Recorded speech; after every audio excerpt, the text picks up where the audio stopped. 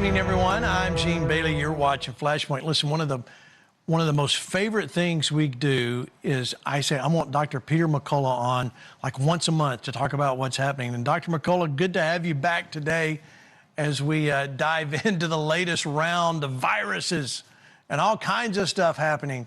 All right, but before I even get into Hantavirus and all of that, let me show you what just came out, Fox News, about Medicaid fraud. I want to get your take on it. Watch. J.D. Vance heads to Maine today as the administration ramps up its war on fraud. Madeline Rivera is in Washington with the details on the tens of millions in wasteful spending uncovered by a federal audit. Madeline? Good morning, guys. Well, that federal audit alleges Maine made roughly $46 million in improper Medicaid payments for autism services. Vice President J.D. Vance says the Trump administration will now crack down on states that don't do enough to tackle fraud. Vance, who, of course, leads the administration's fraud task force, says they're sending letters to Medicaid programs across the country, mandating them to show they are prosecuting fraud in their states. And if they don't comply, he says they'll cut off the money that goes into these anti-fraud units. He says blue and red states will be scrutinized. Dr. McCullough, so much fraud in this Medicaid industry. Has this kind of been well known in the medical community that there's this kind of fraud, or is this as much a surprise to you as anybody? The system basically works like an honor system where CMS is billed, that's Medicare and Medicaid, and the money flows through fiscal intermediaries, particularly for Medicare. So it is ripe for fraud, particularly on things like chronic care services, in this case, autism. Remember, autism is now basically an epidemic. Huge fraction of the childhood population has this disabling problem. So I'm so glad to see the current administration begin to crack down on fraud. Nowadays, with modern electronic systems, everything should be verified. Listen, it's fine to provide services and bill the government, but you have to provide the services. Yeah, without a doubt. We have to, and I think the American people are going, I paid for this. I paid for this, and look at what is happening is no one minding the store, so to speak, when it comes to our money. Let me show you this. 800 hospitals have been shut down by the fraud task force. This is staggering. Are they saying anything? And we believe that at least half of the hospices in the entire area around Los Angeles are fraudulent. And today we announce 800 of those hospices have been suspended. Mr. Vice President, if your core business was shut down by the federal government, would you call? Yes. You would call. Crickets. We have less than 20 who have complained. We're not even sure those are legitimate. 800 hospices shut down, and we're not hearing much. It's crickets out there. Vance says dirty doctors are running wild. You have people who've been prescribed medications that they don't even need. Sometimes they've had drugs put into their bodies that they don't need because fraudsters have actually encouraged false prescriptions and false administration of medications. So think about this. You're just a person trying to go see a doctor. You assume that your doctor is doing the right thing, but these fraudulent healthcare providers are getting rich by giving people medications they don't even need. Arizona, Texas, they're moving across the country. So we've today announcing a moratorium nationally. There will be no new hospices or home health care open in this country. If you have the program now, you can keep it. You can go to ones that already exist. We're not taking away any services, but there will be no new licenses granted until we can figure out a better way of working across government. I think everybody at home tonight is going, well, great. It's about time. How do you know? I mean, we're a very trusting group of people. We go to the doctors. We trust that, hey, what we're doing is good. My hunch is a lot of these, they don't ever see a patient. Well, the patients themselves have to look at the bills, or what's called explanation of benefits, EOB. My mom just had a stroke in Dallas a few months ago, and I just came from the senior center where she was, and a bill arrived. The first thing you do is don't throw out those medical bills. Open it up, and sure enough, it was a bill for the ambulance that took her to the hospital for the stroke. And I looked it over, and I sent it to my brother, and we double-checked it. And, yeah, that's the amount that we owe. But that's where fraud comes in. When you start to see bills for things that you or your loved one never received. This is stunning. 800 hospice programs and only 20 called when they shut them down. That tells you, Gene, they knew they were fraudulent. And they knew to not fight it. I mean, right. This is, so much happened, since COVID, that it really, every time I see the sign, the CDC sign or Health and Human Services sign or NIH, I almost recoil like, okay, here we go, something I don't believe. And that's a really sad state in America that so many people that need those services, now we don't trust them. It's true. We don't have public health officials or people who can step forward and just say rational things and answer the questions that people have in their minds. And this has come up with so many of these stories that are out there. So before I get into hantavirus, what is it that you're concerned about? I'd like to know from your perspective. Is there anything you're concerned about right now with what's going on with medicine in America? Yeah, I'm not seeing inquiry. So, for instance, Wellness Company came out with a report where it looks like patients who are choosing to use the generic combination of ivermectin and benazole are having improved cancer outcomes. Now, it's not a controlled study. It's simply a report. It was coming out in the peer-reviewed literature. We sent this to everybody at HHS. This is widely publicized. No interest by the National Cancer Institute in studying this. I mean, why wouldn't they want to study something that's affordable and generic that can help cancer patients? Why doesn't it deserve a randomized trial? It just seems like Big Pharma has a grip over our government agencies. I think you're absolutely right. And there's only one reason why they wouldn't be interested. I can understand them not reading a report from me, but I mean, you inquired what you sent out. Do they just ignore it? Or do they acknowledge that it came, or how does that work? We don't get any feedback, Gene. Today, the McCullough Foundation sent Robert F. Kennedy, his whole team, everybody at the CDC, our report on autism spectrum disorder, which concluded that in susceptible children, that combination vaccines, are a risk factor for the development of autism. This is the biggest childhood problem that exists. And again, it's just like Oz said, it's crickets. It's crickets from their side. You'd think they'd pick up the phone. If they don't want an email trail, they certainly can pick up the phone and say, listen, we've got to do this. I even sent it to the head of the CDC Autism Spectrum Network. And no one seems to show any inquiries or any interest. And there certainly is no scientific inquiry into the next steps. So what does the science say? What does the data say about the increased autism rates that we're seeing? What does that say? The science shows that it's an absolute crisis. Now, 3.2% of the whole childhood population has the problem. 27% of those are profound autism. These are disabled kids who are banging their heads against the wall, screaming, can't communicate, can't use the bathroom, Gene. This is a nightmare. And it's growing rapidly with no signs that it's slowing down. And what the science says is that there are predisposing factors, including older parents. So it's always better to have children when you're younger. Man over 40, woman over 35, premature delivery, if a baby is delivered before 37 weeks, common genetic factors, but we don't think genetics is the driver, but there are some common genetic factors.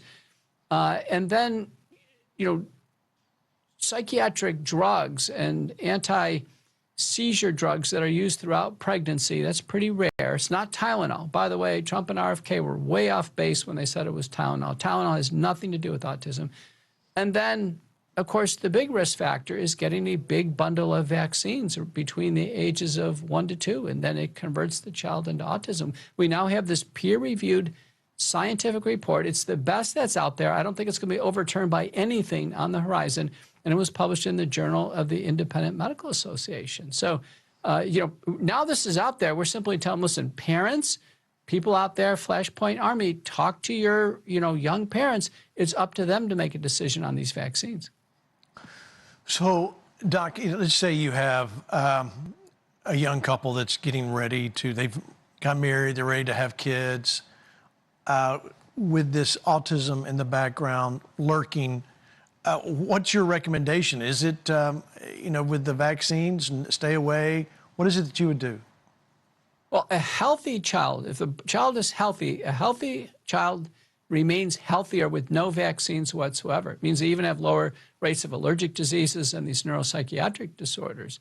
So to keep the child healthy, we would actually go without vaccines, and then they become much safer after age 4. So if there's compelling indications, some states, the kids have to get them to go to school, at least delay them till after age 4, after the brain is developed. And then I think later on in adult life, they're quite safe. So for instance, I'm a cardiologist, and doctors and paramedics and nurses, we should get the hepatitis B vaccine. I think that's compelling. If it's a gay and bisexual man, I think the hepatitis B vaccine, again, is compelling, but also the human papillomavirus vaccine. But you see, it depends on the situation. Right. Normal, healthy kids growing up, because of modern sanitation, nutrition, and hygiene, they don't have threats from these infectious diseases. Okay, so Doc, I know it's a really big topic that we don't have enough time to get into, but people want to know, do they go to the McCullough Foundation to investigate? So the McCullough Foundation, go to the website there, right, and you can find out more. I mean, you will find. This is why I so appreciate you, Doc, because your stuff is thorough. It's not fly by night, and you really do a good job of, from a layman's point of view, you really nail it down. All right, let's talk about Anthony Fauci, because I know a lot of people. It's in the news again. Fauci probably thought he was going to get away with it. Doesn't seem to be the case. Look what's happening now. Public health policy would have been very different had the American public been made aware that a virus from a lab in China was going to serve as the foundation for an emergency use authorization mRNA products being mandated by the former administration.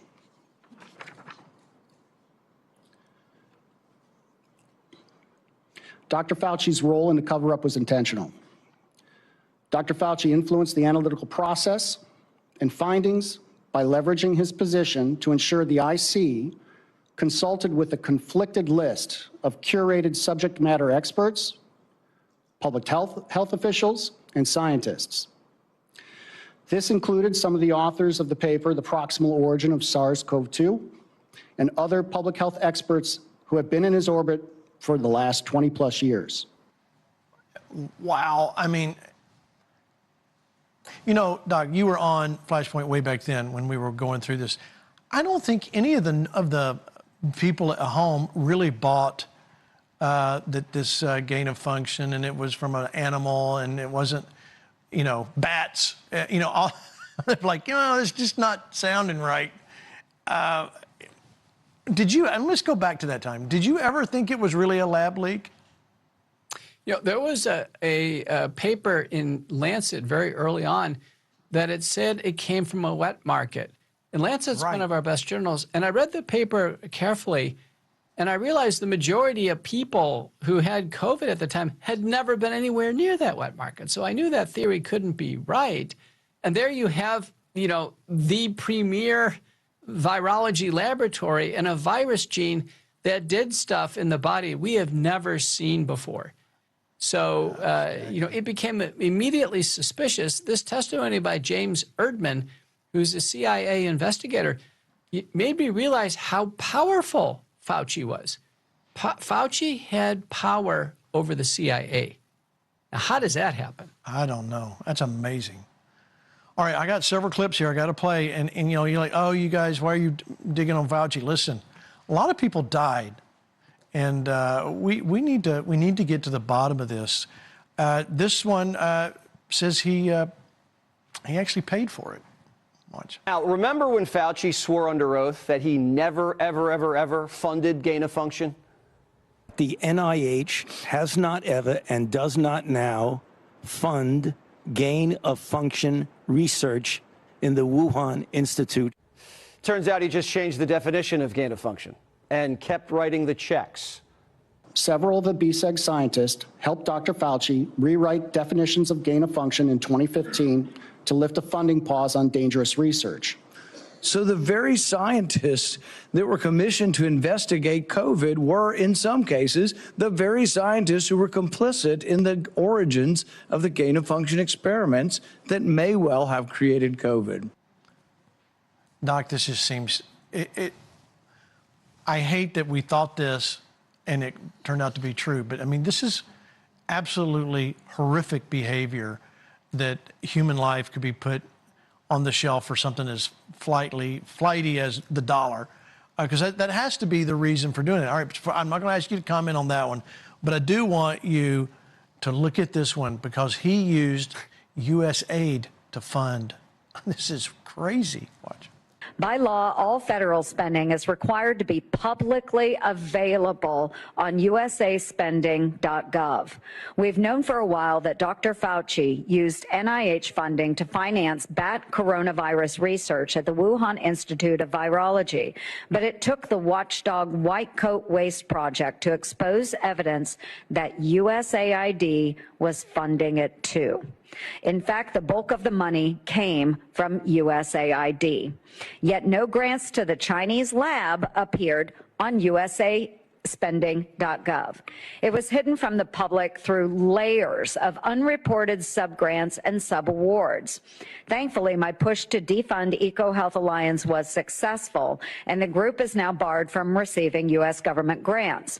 But this is why my TRACS Act must become law to prevent money being sent to China, the Taliban, or any other foreign adversary. Every grant recipient must be disclosed to ensure accountability. What do you think, Doc? This is stunning, Gene. Turns out USAID was essentially a giant slush fund. Yeah. Where money left, taxpayers and went off to foreign countries, in this case, China. This is how this Wuhan Institute of Virology was supported.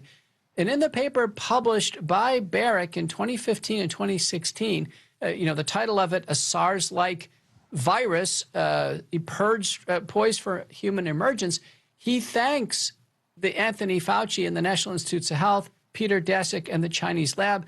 In the papers published in these journals, it says it's gain-of-function research and it's being done outside the United States, that it's basically been grandfathered over to China.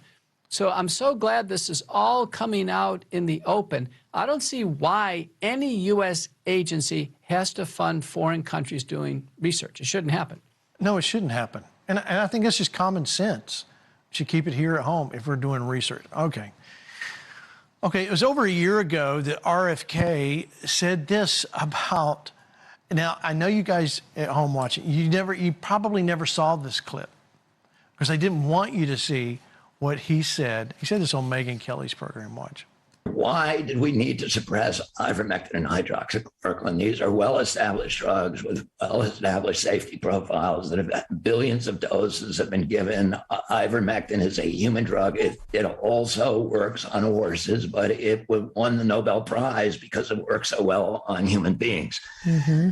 Tony Fauci's problem was this. There's a little-known federal law that says you cannot give an emergency use authorization to a vaccine if there is any medication approved for any purpose that is shown effective against the target disease.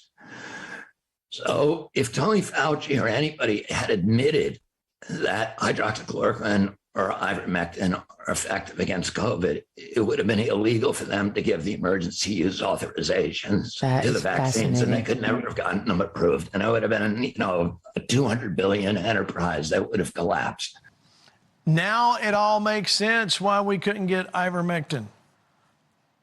Yeah, it turns out that Kennedy is only partially right there. Lilly already had bamlanivimab on the market as a monoclonal antibody. And you know what? They didn't follow the emergency use authorization law anyway. So, because we already had a therapeutic out, those vaccines shouldn't have been EUA. So it turns out the reason why the government really suppressed these drugs is they wanted to make people sick and desperate to have them accept a vaccine, Gene. It's even worse than a legal loophole.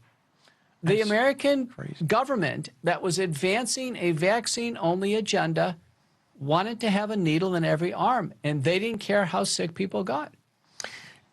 Doc, I think you were on the show where we showed this years ago now, where the CDC changed the definition of vaccine and pandemic. They to soften the way it really was. I mean, I think that we were looking at, because of the Wayback Machine that you can go back and look at websites, you were able to see, yesterday it was this, today it's this, what's going on? This was, it's really sad to think that this has made it this far in our government. Now, whether you like President Trump or not, I think he was doing the best he could with what he knew at the time. It was America. We can always look back and armchair quarterback and go, oh, we should have done this, we should have done that. Given the knowledge that he had, I think he did probably as best as he probably could. Now, I wish he would come out and say, boy, the vaccine was not the right thing to do. I don't know if he ever has or not, but this is what we need to see. So we're heading headlong into another virus. We'll talk about that right after the break. So, Doc, I want you to give me one little comment before I go out on what you just saw about all this. Well, I can tell you right now, I think that, we need an overhaul. And the medical issues should not be legislated from the White House. We really need to have much stronger crew in Health and Human Services. So to do a medical overhaul, we just have to kind of clear out Health and Human Services and get a new batch in? How does that happen? Yeah, and, how do we do that? I think we need bona fide reform. So. Yeah. Boy, lots to think about, lots to pray about. All right, we're going to take a break. When we come back, Dr. Darcy Brunk joins us as we continue the conversation on the Hantavirus. Are you going to go on a cruise this year? A lot of people aren't. After the break.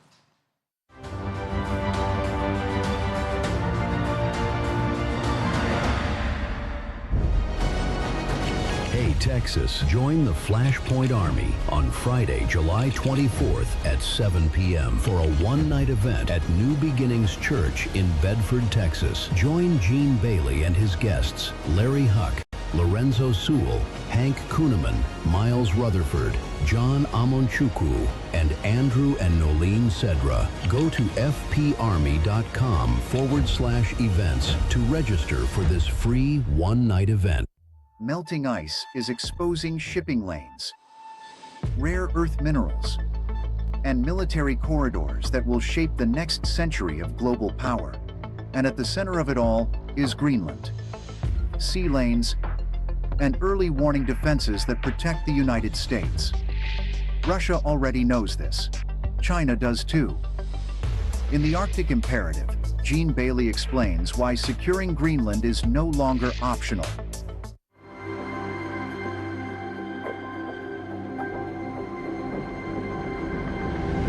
Not too long ago, my good friend Gene Bailey launched out into the deep to create his own network. But guess what? He didn't jump alone. I'm glad to be a part of the Flashpoint Network and the Army. You should be as well. Gene Bailey has bigger and better and greater things ahead for us, and we're going to be united in this work together.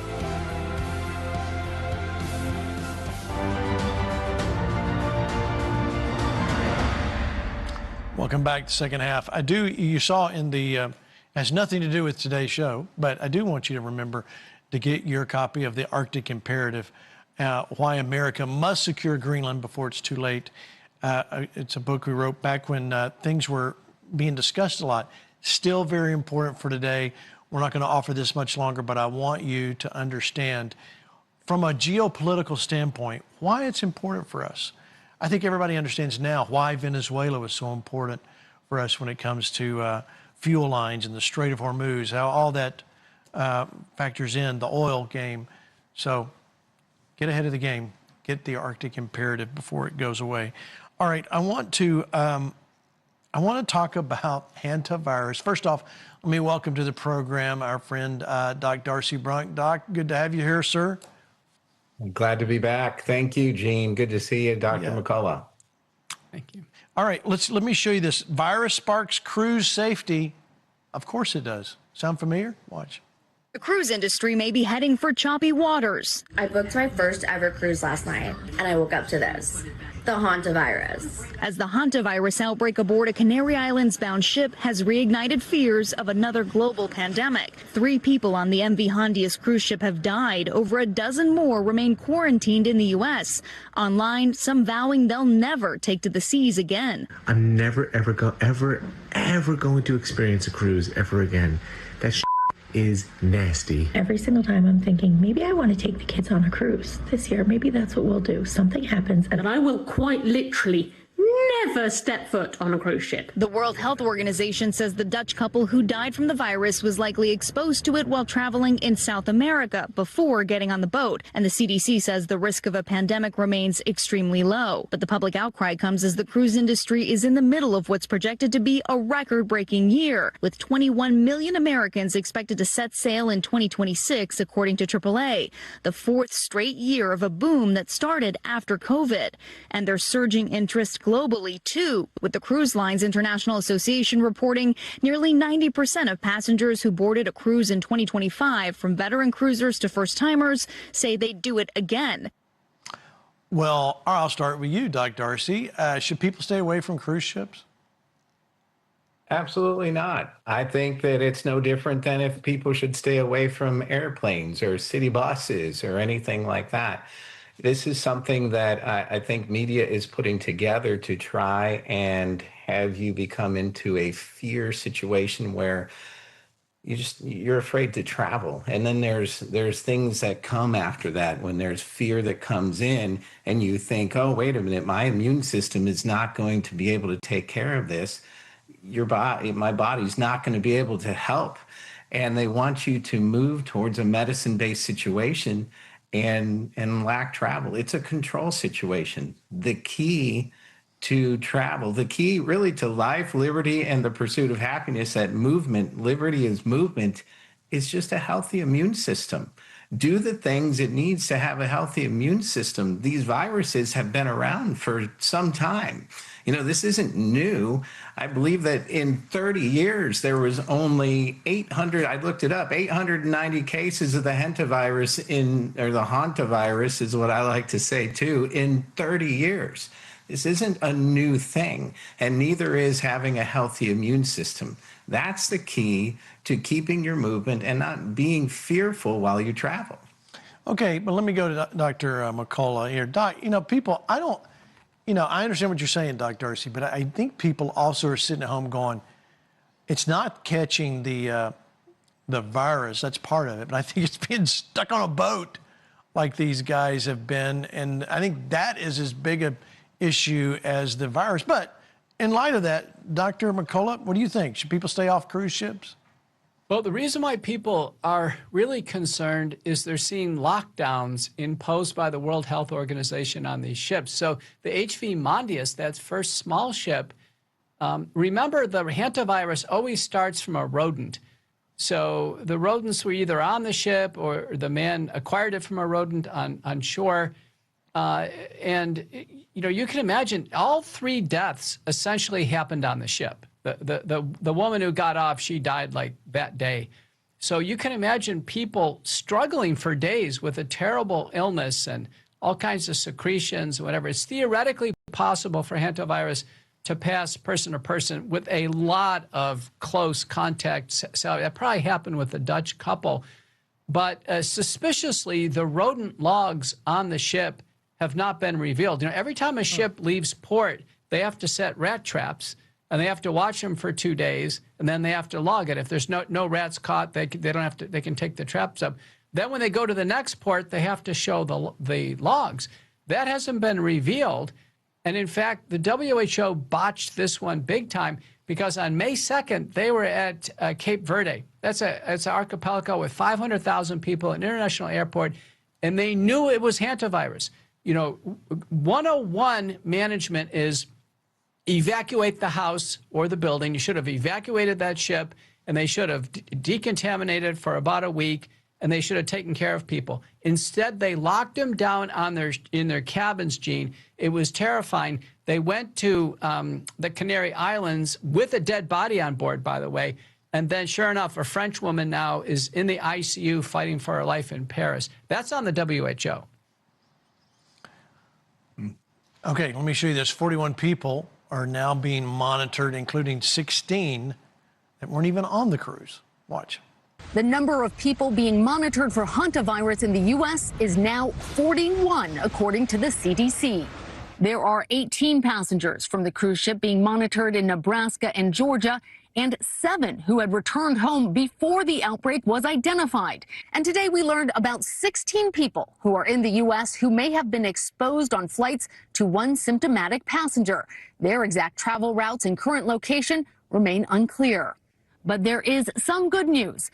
Dr. Stephen Kornfeld, a passenger who helped care for sick patients on the ship, has transferred from the biocontainment unit to quarantine at University of Nebraska Medical Center.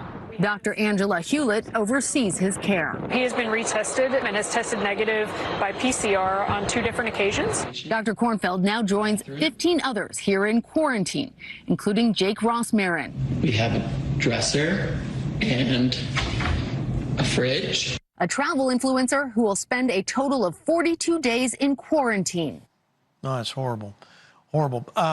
You know, Dr. McCullough, so is the hantavirus, Hanta, whatever, is that something ivermectin would help with that? Should people keep that on board? Well, you know, probably the best drug Japanese have is called favipiravir. It's known as Avigan. It's on the market in India and Russia. I think you can just buy it online. I think next in line is hydroxychloroquine and ivermectin. But I have to tell you, everything she showed there, Gene, is completely unnecessary. The virus has never been transmitted from a free-living person in the community to somebody else. That's never happened. You can't find it in the nose and mouth in people out in the community. So you know how they're doing the PCR testing? That's a blood PCR testing. Right. So I can tell you right now, this is all theater.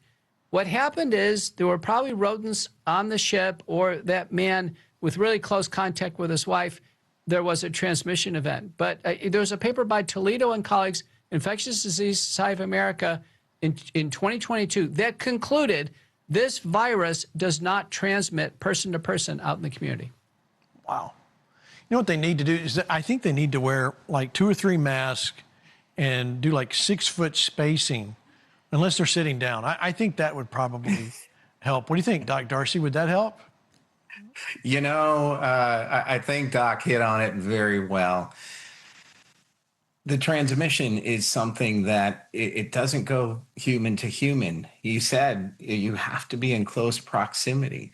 So, Dr. McCullough, I love what you said. It's theater. This is something where we kind of look at this and say, yes, we want to be diligent when we travel. Yes, there are risks when you get into close quarters. But how long have we had cruise ships? How long has the hantavirus been around? And it does not go from human to human. It is a direct contact to that mice feces in there.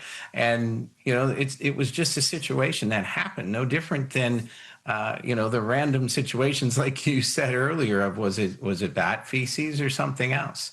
So I think that people need to understand that their body has an ability to fight, and you can look at these different things and see, listen, is this something that is transmitted? And do we have to watch where we go?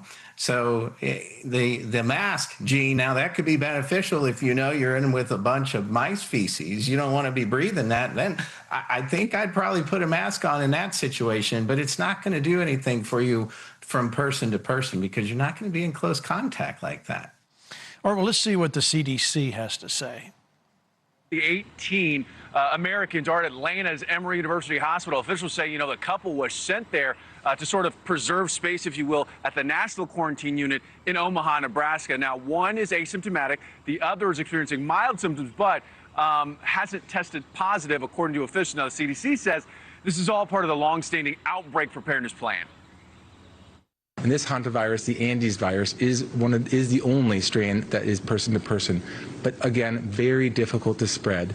It is close contact with bodily secretions or respiration, sharing things intimately, toothbrush, etc. We want people to understand we know this virus, it's not novel, and we know what we need to do.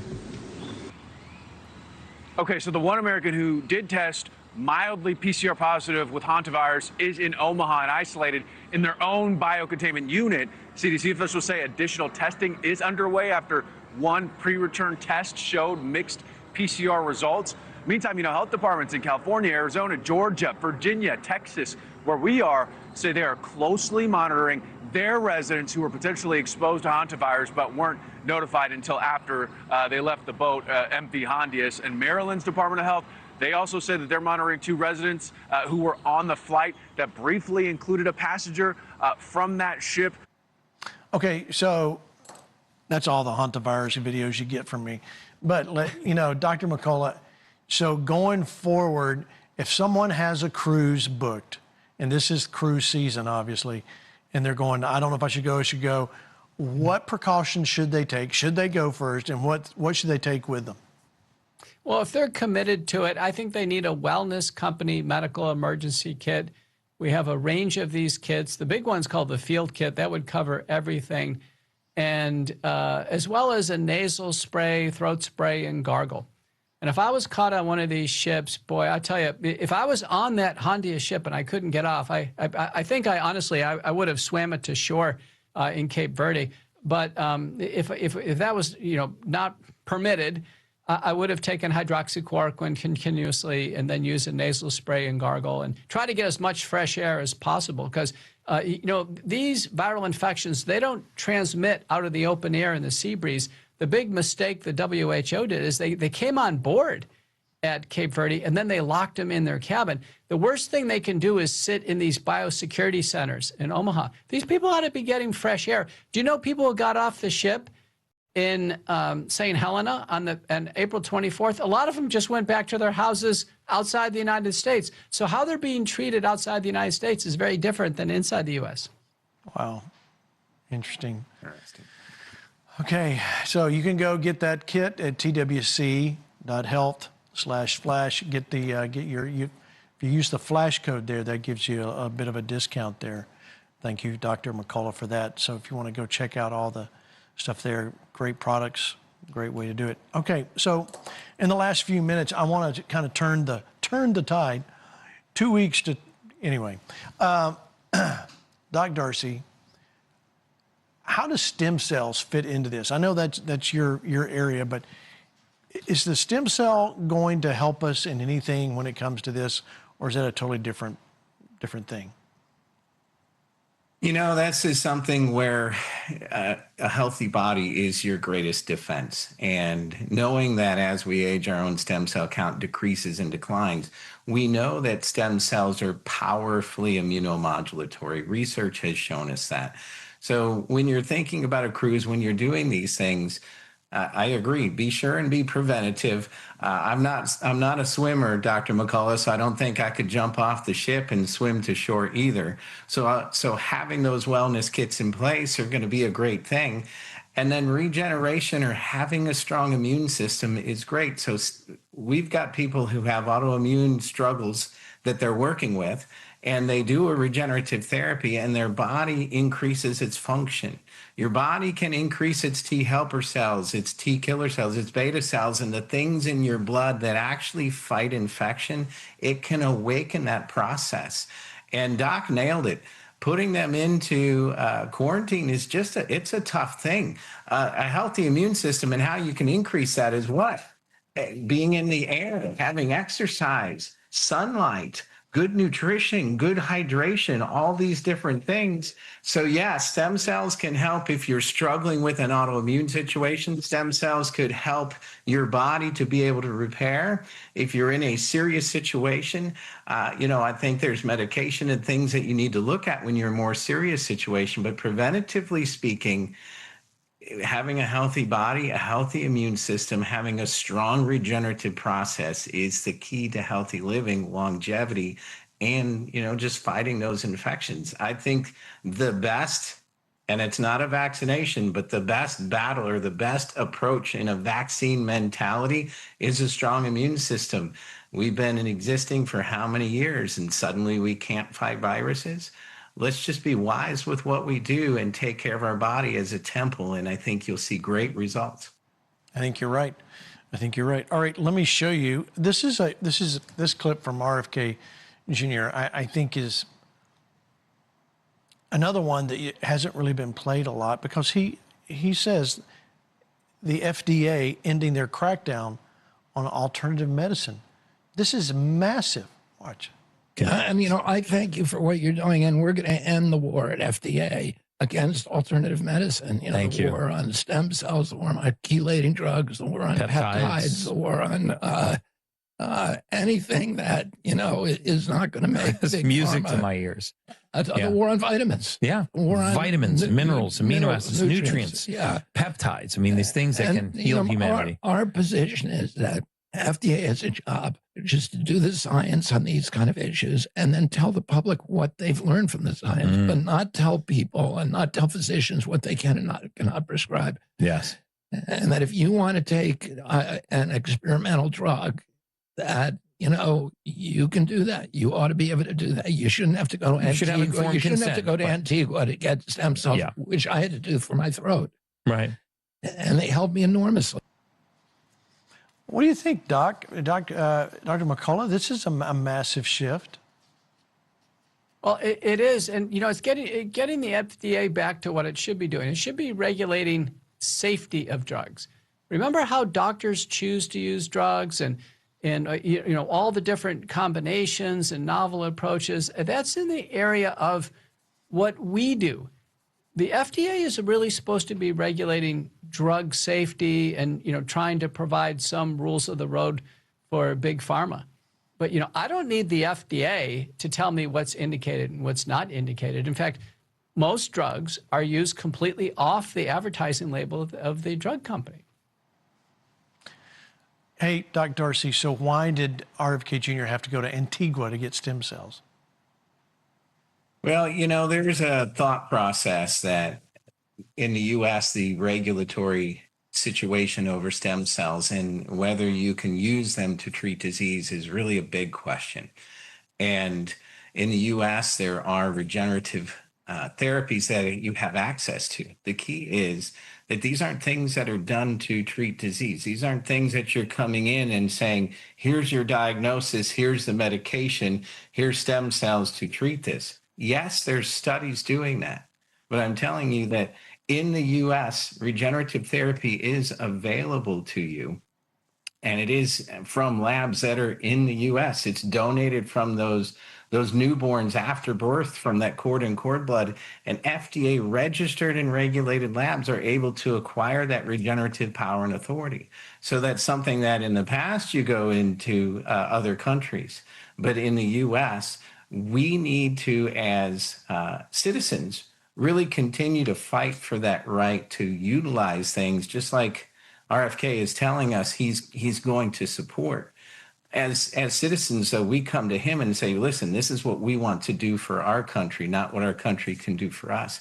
And so regenerative therapy, peptides, and all these different things that we know to be whole and well and good for our health are not some things that should be regulated and pushed away. I agree with what he said.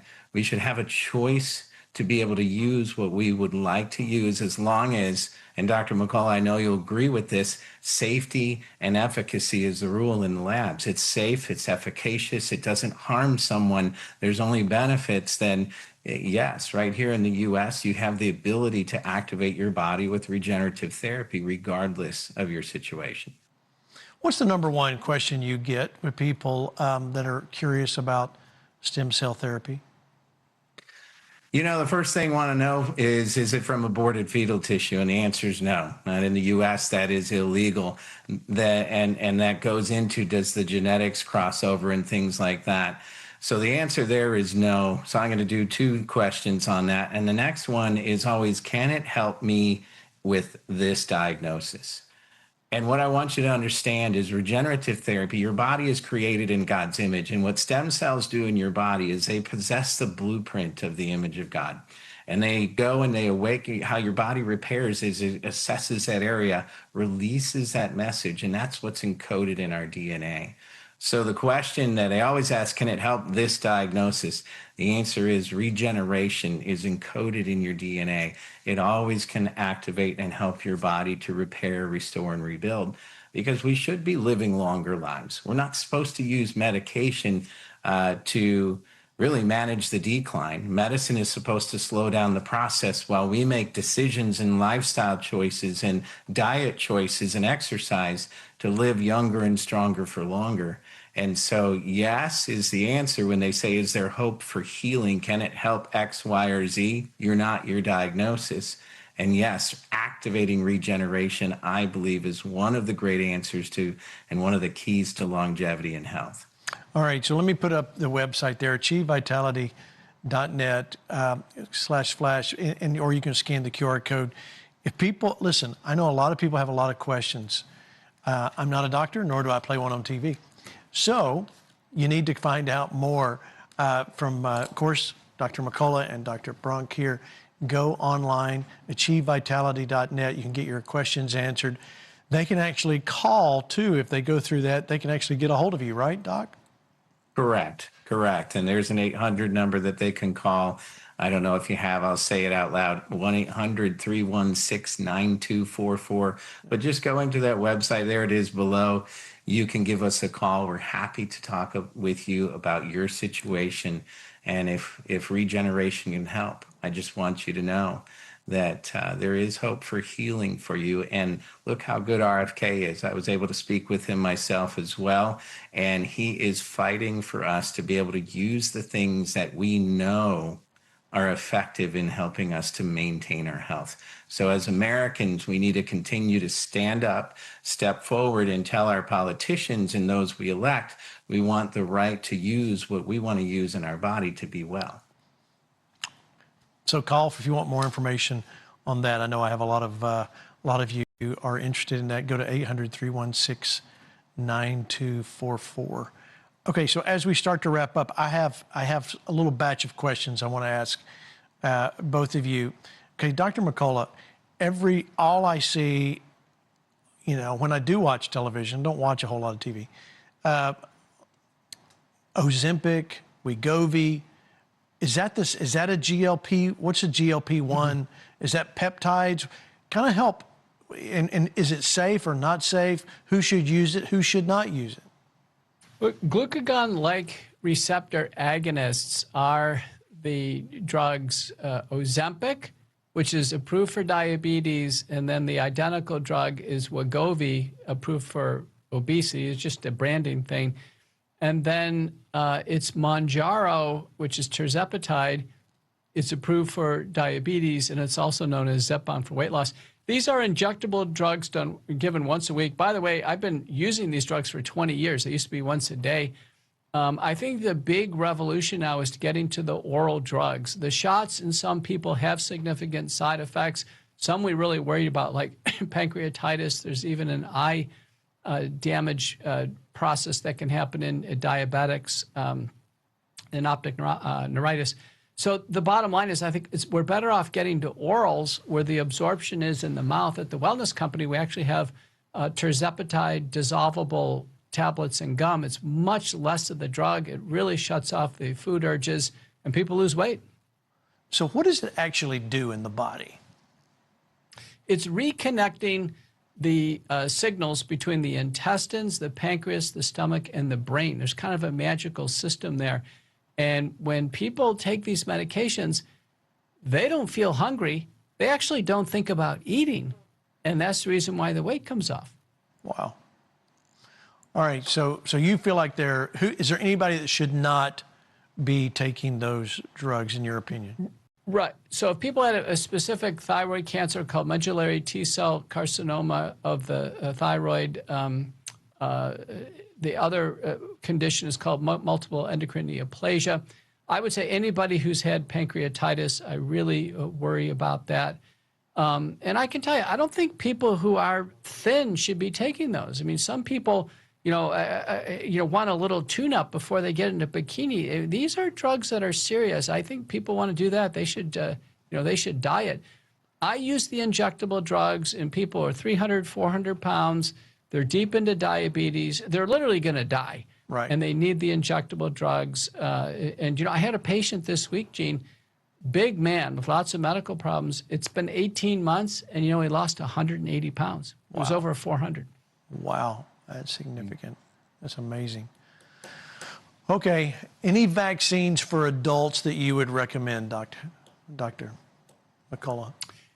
I would say if someone like my brother-in-law who's had his spleen taken out, then yeah, they should get the pneumococcal, meningococcal, get the broad meningococcal, and the Haemophilus influenza B. I think those, where there, the potential benefits, you know, outweigh any risk. Anybody with severe advanced lung disease, where they literally could die with a respiratory illness, they should get the respiratory vaccines. You know, all of them are very minimally effective. Influenza, RSV, the diphtheria, tetanus, pertussis, I think is fine. But a healthy person, like everybody on this show right now, Gene, I don't think any of us should be taking vaccines. Good into it. All right, Doc Darcy, same question, but in your field. Is there anybody that shouldn't look at stem cell therapy? You know, I think that everyone can benefit.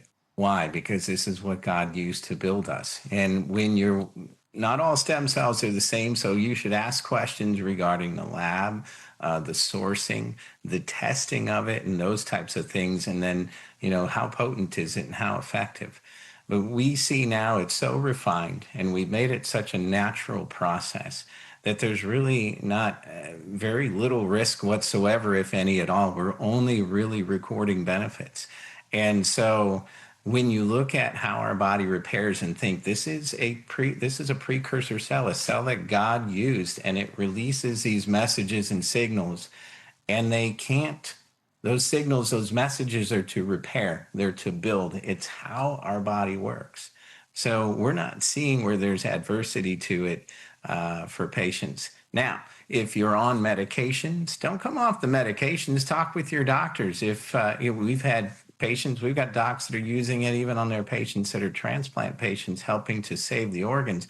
But keep your medical team in advisement of what you're doing.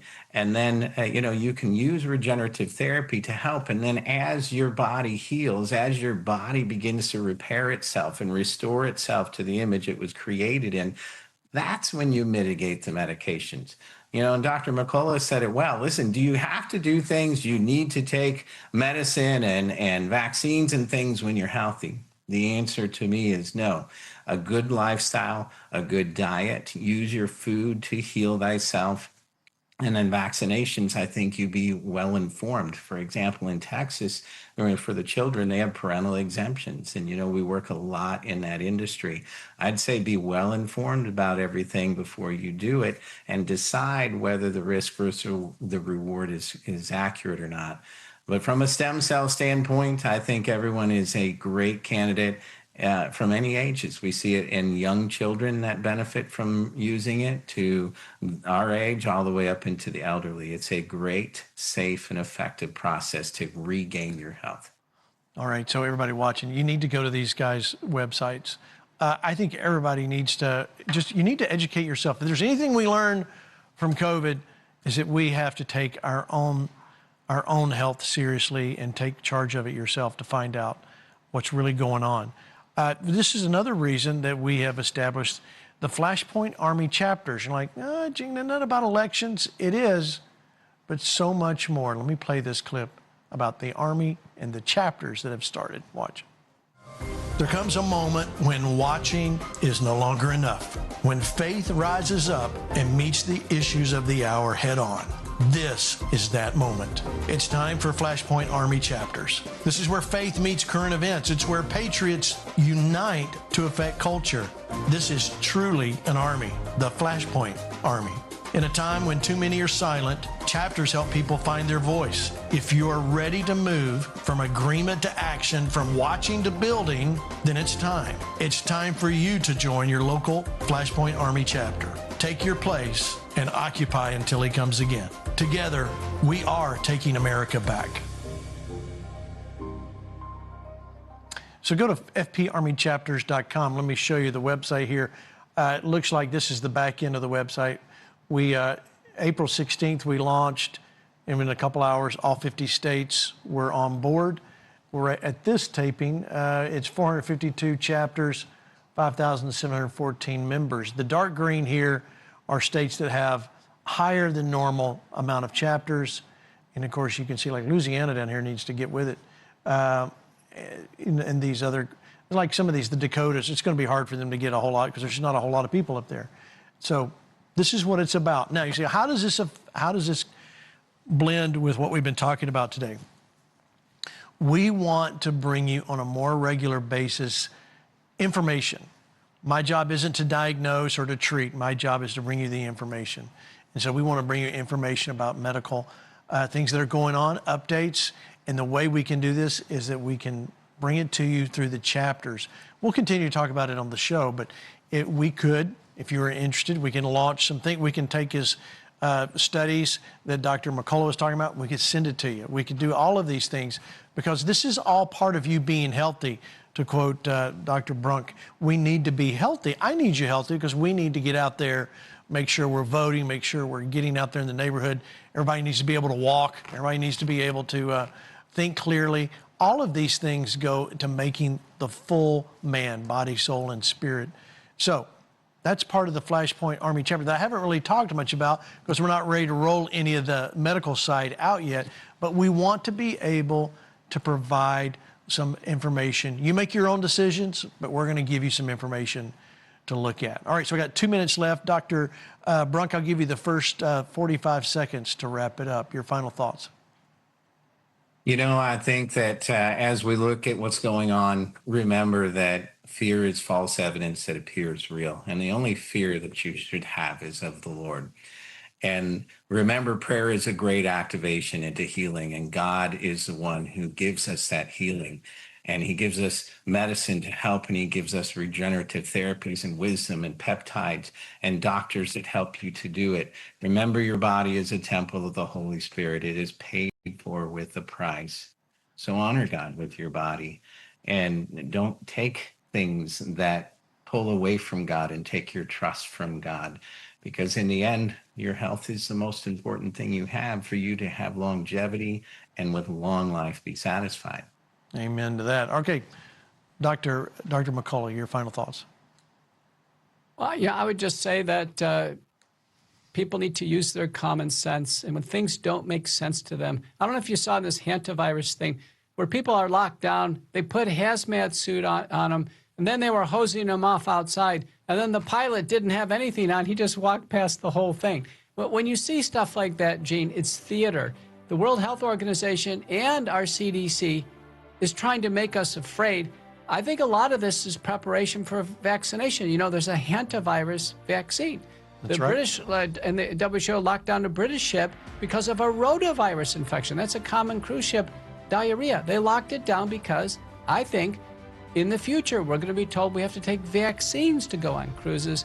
Be skeptical. Be skeptical. All right, thank you, gentlemen. Go check out their websites. Find out what it's all about. Get educated. Take your own medical health seriously. I just want to thank Dr. Darcy Brunk and Dr. Peter McCullough. As always, thank you for watching. We'll see you next time.